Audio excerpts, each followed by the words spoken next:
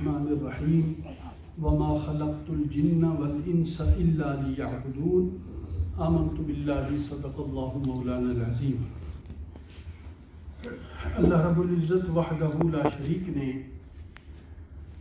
ہم مسلمانوں کو جہاں اور بے شمار نعمتیں عطا فرمائی ہیں، وہاں اس خالق و مالک نے ہمیں نماز کا عظیم تحفہ عطا فرمایا۔ نماز اتنی خوبصورت عبادت ہے کہ جب بندہ نماز کی پابندی کرتا ہے تو اس عبادت کی برکت سے اسے اللہ تعالیٰ کا قرب بھی ملتا ہے اور مصطفیٰ کریم صلی اللہ علیہ وسلم کا قرب بھی اسے نصیب ہو جاتا ہے۔ اب نماز سے حضور صلی اللہ علیہ وسلم کا قرب ملتا ہے کیسے؟ صحابی رسول حضرت ربیعہ بن کعب اسلمی رضی اللہ تعالی عنہ آپ روایت فرماتے ہیں کہ میں رات کو رسول اللہ صلی اللہ علیہ وسلم کی خدمت میں رہا کرتا تھا۔ میں آپ صلی اللہ علیہ وسلم کے پاس وضو کا پانی اور ضروریات کی جو چیزیں ہوتی تھیں وہ میں لاتا تھا۔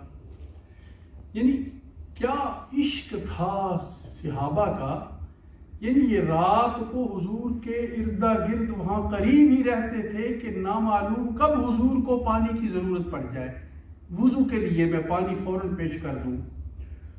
آپ فرماتے ہیں نبی پاک صلی اللہ علیہ وسلم نے ایک دن دریائے رحمت جوش میں آیا تو ظاہر ہے لگتا ایسے ہی ہے کہ سردیوں کی ٹھنڈی رات ہوگی، انہوں نے پانی گرم کر کے حضور کو وضو کروایا ہوگا۔ تو نبی پاک جب خوش ہوئے تو حضور نے کیا فرمایا؟ فرمایا مانگ کیا مانگتا ہے؟ اللہ اکبر۔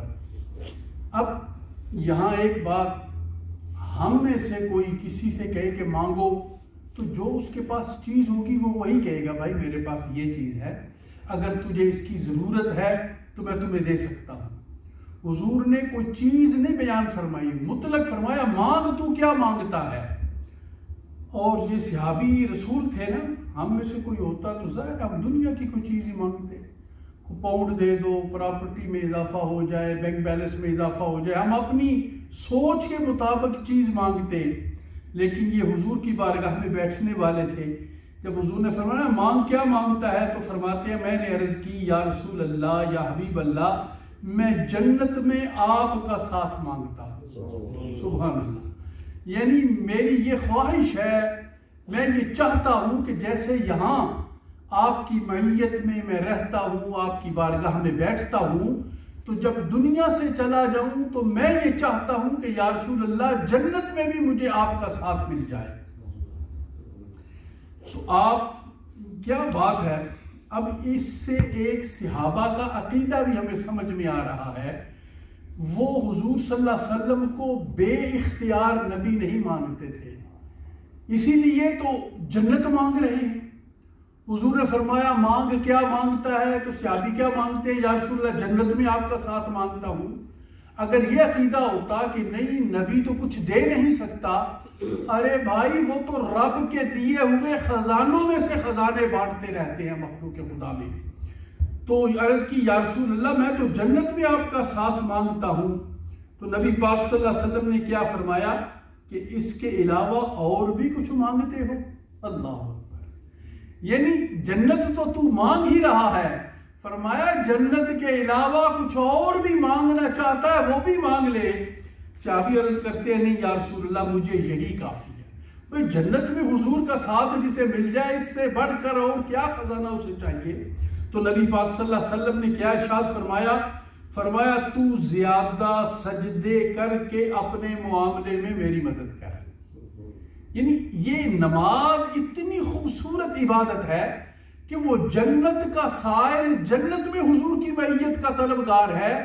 تو فرمایا اگر جنت میں میرا ساتھ چاہتے ہو تو یہاں جی بھر کے رب کی بارگاہ میں سجدے کرتے رہو۔ فرائض تو ادا کرنے ہی ہیں، فرائض کے علاوہ نفلی عبادت میں کثرت کر، اس سے کیا ہوگا کہ بڑی آسانی سے تجھے جنت میں میرا ساتھ مل جائے گا۔ گویا نماز ایسی عبادت ہے کہ بندہ جب اس کی پابندی کرتا ہے تو اللہ کا قرب بھی ملتا ہے، تو مصطفیٰ کریم کا قرب بھی نصیب ہو جاتا ہے۔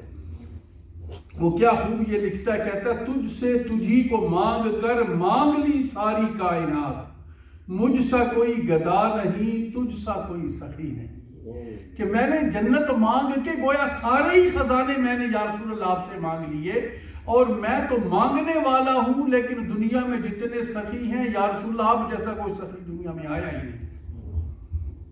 نبی پاک صلی اللہ علیہ وسلم کا یہ فرمانا کہ مانگ کیا مانگتا ہے، اس بات پر دلالت کرتا ہے کہ اللہ تعالیٰ نے دنیا اور آخرت کی تمام نعمتیں نبی پاک صلی اللہ علیہ وسلم کے ملک اور اختیار میں دے دی ہیں کہ جس کو چاہیں جتنا چاہیں وہ عطا فرما دے۔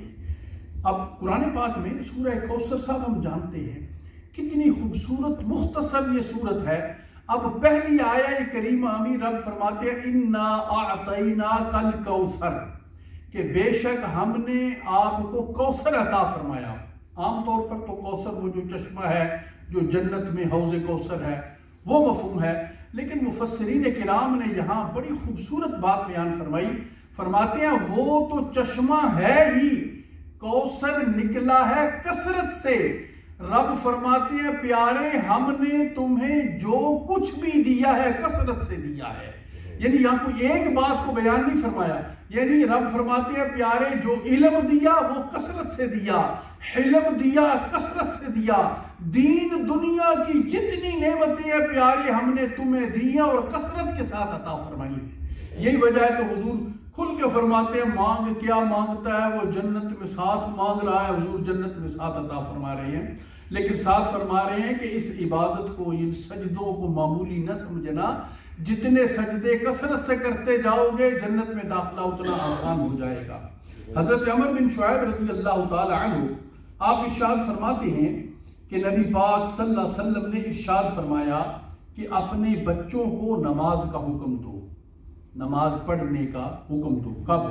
فرمایا جب وہ 7 سال کی عمر کو پہنچ جائیں، یعنی بچہ ہو یا بچی ہو، جب اس کی عمر 7 سال کی ہو جائے تو دین کا تصور یہ ہے کہ ان کو نماز کی طرف راغب کرو، یعنی خود مصلی بچھاؤ۔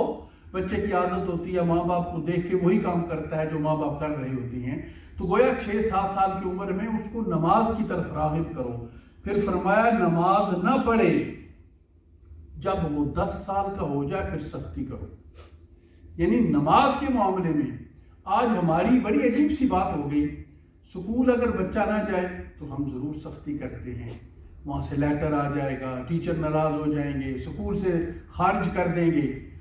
دنیا کے معاملات میں ہم ضرور سختی کرتے ہیں اپنی اولاد پر، اور جب دین کا معاملہ آتا ہے وہ جی بڑے لمبے روزے ہیں جی، بچہ کیسے رکھے گا، صبح کے لیے اب سو رہا ہے، رات کو لیٹ سویا ہے، کام کرتا رہا ہے، اب کیا اٹھانا ہے۔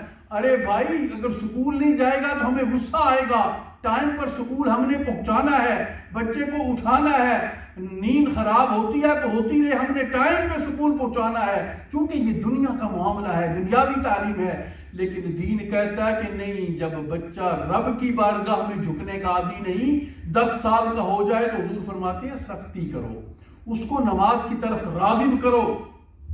اللہ کے محبوب صلی اللہ علیہ وسلم نے یہ دین کا ایک اصول بتایا کہ فوراً ساری چیزیں کسی پر لاگو نہ کر دو، کیونکہ انسانی فطرت بھی ہے۔ اب شریعت کے احکامات دیکھیں، پورا قرآن ہے، نماز، روزہ، زکوٰۃ، حج، جتنے بھی احکامات ہیں فوراً اللہ تعالیٰ نے لاگو نہیں فرمائے، آہستہ آہستہ۔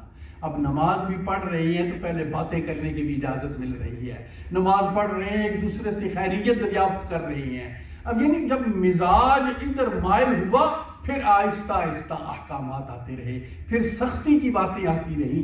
تو یہ مزاج ہے کہ بچے کو بچپن سے ہی ادھر راغب کرو عبادت کی طرف۔ آج ہم کہتے ہیں جب بچے جوان ہو جی کیا کرے جی، معاشرہ ہی ایسا، ماحول ایسا ہے، بچہ سنتا نہیں۔ ارے بھائی بچپن میں اس طرف راغب نہیں کیا، بڑا ہو کے بچہ کیسے سنے گا؟ یہ دین کا اصول ہے کہ بچپن میں ہی دین کی طرف راغب کرو۔ فرمایا جب 10 سال کی عمر کو پہنچے تو اور دوسرا حکم سختی کرو اور بستر بچوں کی علیحدہ کر دو۔ یعنی بہن بھائی کو 10 سال کی جب عمر ہو جائے تو ایک بستر پر نہ سلاؤ، ان کے بستر الگ الگ کر دو، ان کو الگ الگ سلانے کے لیے. کیوں عام ہوتا ہے نا، بچے زیادہ ہو جاتے ہیں، زیادہ ہوں تو پھر یہاں تو ماشاءاللہ اس ملک میں چھوٹے چھوٹے کمرے ہیں، پنجرے ہیں چھوٹے چھوٹے، تو چھوٹے چھوٹے بیڈ ہوتے ہیں، تو پھر ہماری کوشش یہی ہوتی ہے کہ ایک ہی بیڈ پہ دونوں. دین کہتا ہے کہ نہیں، جب بچہ اور بچی 10 سال کی عمر میں ہو جائیں پھر ان کو الگ الگ بستر پہ سلاؤ، اکٹھے نہ سلاؤ. اور یہ دین کا مزاج اتنا اہمیت ہے. اب نماز کی اہمیت دیکھیں، باقی تمام فرائض زمین پر فرض ہوئے، نماز عرش پر بلا کر فرض کی گئی، جس سے معلوم ہوا کہ نماز تمام عبادتوں سے افضل ہے. اگر نبی پاک صلی اللہ علیہ وسلم کی امت کے لیے نماز سے کوئی افضل تحفہ ہوتا تو اللہ تعالیٰ وہی تحفہ اپنے محبوب کو عرش کی بلندیوں پہ بلا کر عطا فرماتا. باقی تمام احکامات جبریل علیہ السلام کے واسطے سے فرض ہوئے، لیکن نماز معراج کی رات بلا واسطہ اللہ نے خود یہ تحفہ عطا فرمایا. پھر باقی ارکان ایسے ہیں جو امراء پر فرض ہیں، غرباء پر فرض نہیں. مثلا زکوٰۃ ہے، حج ہے، روزہ ہے، اور روزہ مسافر اور بیمار پر فرض نہیں. اگر روزے کی حالت میں بیمار ہو گئے ہو تو وہ ناغا کر لو، جب رمضان کے بعد وہ دن آئے تو وہ پورا کر لو. سفر پہ جا رہے ہو تو پھر بھی چھوٹ ہے. اور آج کل کا سفر تو ماشاءاللہ ویسے ہی بڑا آرام دہ ہے، لیکن پھر بھی حکم شریعت کا وہی ہے، اور اس میں شریعت نے ہر بات میں نرمی رکھی. لیکن نماز ہر حال میں فرض ہے، چاہے آدمی غریب ہو یا امیر، مسافر ہو یا مقیم، خوف ہو یا امن ہو، بیمار ہو یا تندرست ہو، نماز کسی حالت میں بھی معاف نہیں. اب دیکھیں، حکم ہے کھڑے ہو کے نماز پڑھو. آپ بیمار ہیں، کھڑے نہیں ہو کے پڑھ سکتے، بیٹھ کے پڑھ لو. فقہا فرماتے ہیں بیٹھ کے نہیں پڑھ سکتے، لیٹ کر نماز ادا کر لو. یعنی نماز اتنی اہمیت والی عبادت ہے، یہ کسی حال میں معاف نہیں. روزے سال میں 1 مرتبہ، زکوٰۃ سال میں 1 مرتبہ، حج زندگی میں 1 مرتبہ، لیکن نماز روزانہ 5 مرتبہ شریعت نے ہم پہ لاگو کی کہ بندہ مومن جب تو بالغ ہو جاتا ہے، مرد ہو یا عورت ہو، پھر تجھے 5 مرتبہ رب کی بارگاہ میں جھکنا ہے. آج ہم دنیا کے کاموں میں مصروف ہیں، یہ اتنی اہم جو عبادت ہے اس سے غافل ہیں. اللہ رب العزت ہمیں پابندی سے 5 نمازیں ادا کرنے کی توفیق عطا فرمائے. بسم اللہ الرحمن الرحیم. اللہم صلی علی سیدنا و مولانا محمد و اصحاب سیدنا و مولانا محمد مبارک وسلم وصلی علیہ. اے رحمان الرحیم مولا تیری عطا کردہ توفیق سے ہم نے نماز ادا کی، نماز کے فضائل ہم نے سنے. مولا ہم سب کو اس پر عمل کی توفیق مرحمت فرما. دنیا کے کام کاج مصروفیات سے ہمارے احباب نے جو ٹائم نکال کر یہ 10-15 منٹ یہاں بیٹھے، مولا ان کا یہ بیٹھنا اپنی بارگاہ میں قبول منظور فرما. دین دنیا کی ساری نعمتوں سے مولا ہمیں مالا مال فرما. امت مسلمہ کے جتنے افراد ایمان کی دولت لے کر دنیا سے گئے، مولا سب کی بخشش فرماؤ. جو بیمار ہیں انہیں شفا نصیب فرماؤ. ہماری اولاد کی حفاظت فرماؤ. دین دنیا کی نعمتوں سے ہمیں مالا مال فرماؤ. زندگی شان خاتمہ ایمان سے عطا فرماؤ. صلی اللہ تعالی علی حبیبہ اطیب الطیبین اطہر الطاہرین معدن الجود والکرم وعلی آلہ وصحبہ.